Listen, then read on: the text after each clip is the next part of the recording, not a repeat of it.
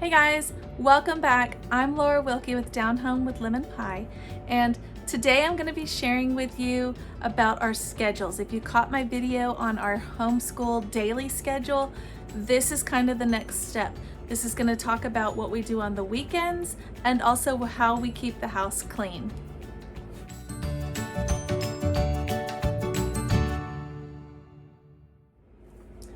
Okay guys, so welcome back.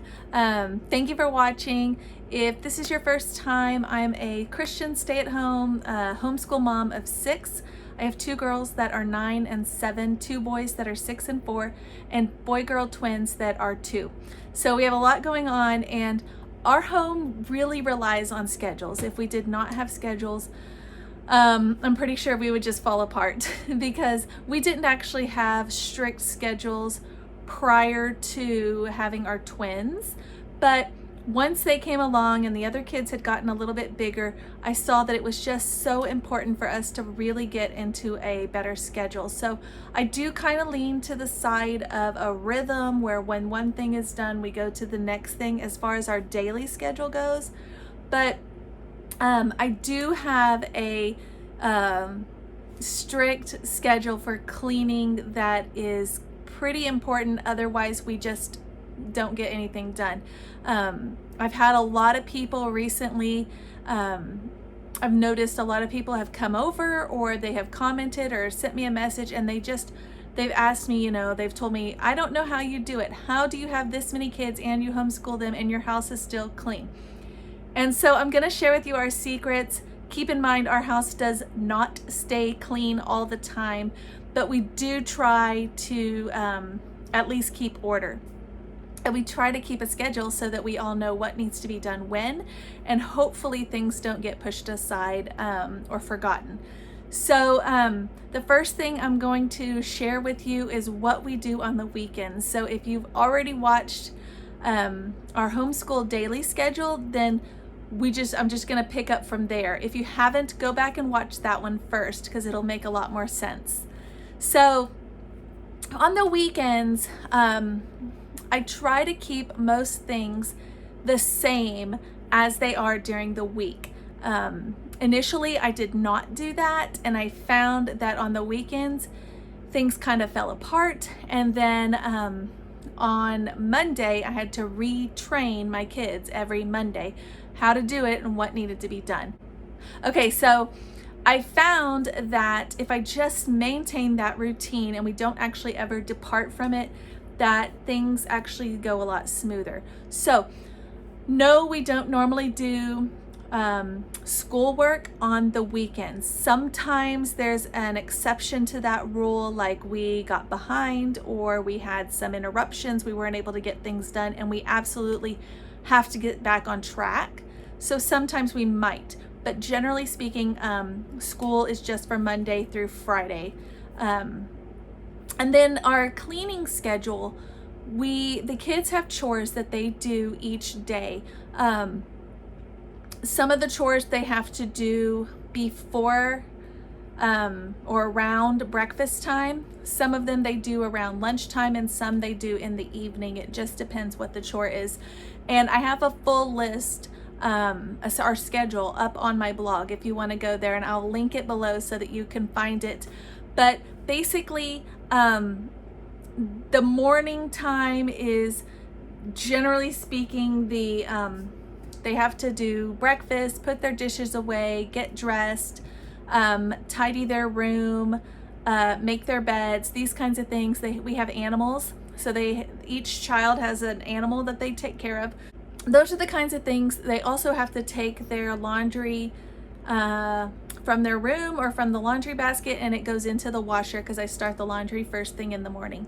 So all of those things have to get done, and those things still get done even on the weekends. So that doesn't change. We still do all of the same things, and they still do the same order, because I found that if they stick to that routine, then it's actually easier for them. So then in the afternoon, right after lunch, is generally when they would do the like washing of the dishes from breakfast and lunchtime. And periodically I will not make them do that during the weekends. Sometimes they do, but more often than not, I kind of take over that because I'm in the kitchen doing more things on the weekends, and so I'll often take over that chore for them.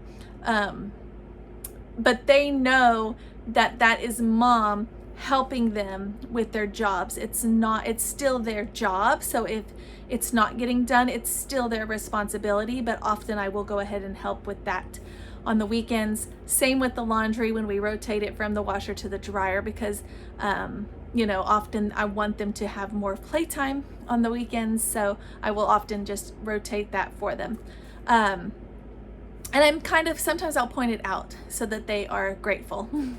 So then in the evenings, they still have to do all of their evening chores. Some of the chores for the evening are like picking up the toys in the yard, putting their laundry into the laundry basket. Some things they have to do also are cleaning their room. All the normal things you would do for bedtime anyways, like brushing your teeth and your pajamas, all those things. So I have it all written down on a chart, and I actually keep it on a tape to the front of our refrigerator, and then that way I can see it all the time and they can see it, and we know where to pick up where we left off. I do keep little buddy charts on our wall. They are laminated and they are on our wall in the hallway between their bedrooms, and they can mark off when they have finished their morning chores and then their evening chores. So each child has a morning chore list and an evening chore list in the hallway posted on the wall. They're on little clipboards. Like I said, they're laminated so they can use a dry erase and mark them off. I do have one child that is assigned to erasing that each evening. A lot of times that doesn't get done, so sometimes it's done in the morning. And I paired up my children with chore buddies. So all of this is on my blog. If you want to get it in written form, it's on my blog and you can find it there. But basically I picked one big kid, so one of my girls and one of my boys, and I paired them up. And then the other two are paired up as well. And then that is their chore buddy. Each month it rotates, and I just rotate the cards. So there's a blue card, and a yellow card, and they're one behind the other on a clipboard. And then when they are done, I just, like with that month, I just rotate the cards. So sometimes it's a blue month, sometimes it's a yellow month. For example, January might be a blue month, February will be yellow, March would be blue, and so on. And then they just flip-flop them. To keep track of which month it is, I actually wrote on the back of each card the month that goes with that card. So I'll show those to you real quick so that you can kind of understand what I'm talking about. Okay, so this is what I'm talking about. It's a clipboard and it's kind of messy. I need to repaint them. I think that would help them. But I have two cards, so see, blue and yellow. And here we have the two chore buddies at the top, and then it says morning, and then all of the things that they have to get done. These weren't erased completely, so sorry. And then on the back there, I have the months that go with this card. And then the other card is the same. It has the opposite months, but all the same things. So you can tell from here that the chore buddy swaps. It's either Marley and Philip or Marley and Owen. So that makes it simple in our home. We do the same for evening. So this is Layla's chart, and her buddy is Layla and Owen on blue, and Layla and Philip there in the on yellow. And you can see kind of what the chores are that need to be done. Sometimes a job is done by the other team, the other chore buddies, and then they can both buddies can mark it off. I do really, when we were learning how to do our chore charts and learning those habits, I was more strict about it needed to be done, everything on the chart every day. As they've gotten into the habit and they have developed those habits, most of the things they do automatically, and they don't usually have to write them down anymore. So they have been working on this habit for about a year, and they have gotten really good at it. For the most part, they are able to do these completely independently. My little guys are 6 and 4, so that's why they have a buddy with them to help them. Okay, so this is our list that hangs on our fridge. I actually even removed it so I could show you.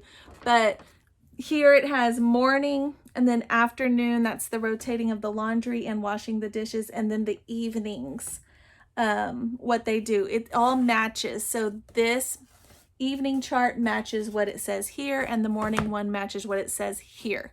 This is kind of like my master list. At the very side there, it has weekly, what we're doing each week. So there are 2 things for each day of the week that we focus on. Those focus points are usually completed in the morning. We generally try to get all of that done before we will start school or before they go off to play. Sometimes there's a reason we can't get to that job, and we may have to do it in the afternoon, and that's okay. The key to having schedules, though, I think, at least in my experience, is to have flexibility, because when you are not flexible, life happens. So when you're not flexible and things happen, then it throws you off and you cannot get back on your schedule.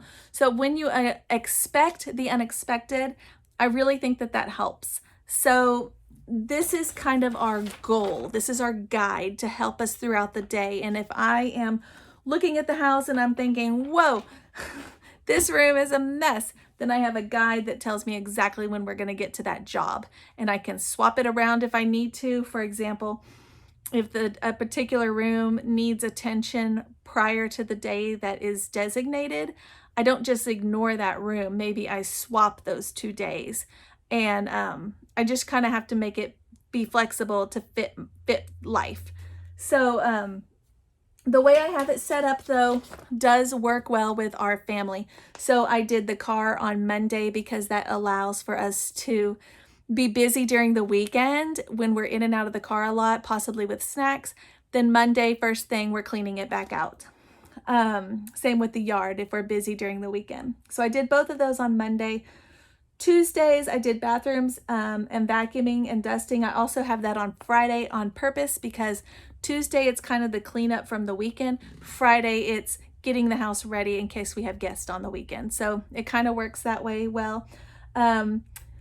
Wednesday and Thursday, I have mud rooms, the school room. Those are usually quick tidies. And then Thursday is cleaning up toys that have gotten scattered throughout the house and changing the sheets in the bedrooms.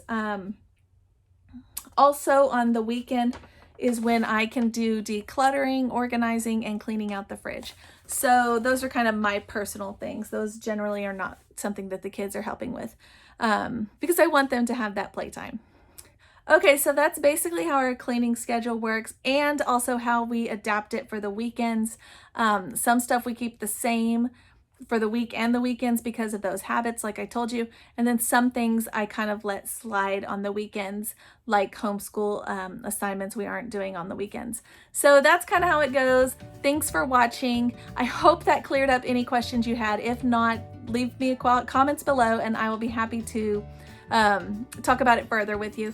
Also, check out my blog. That's where I've got all of these things listed, so you can go back and see them in printed form, and also some of them are printables so that you can actually have them in your own home. All right. Until next time, guys. See you later.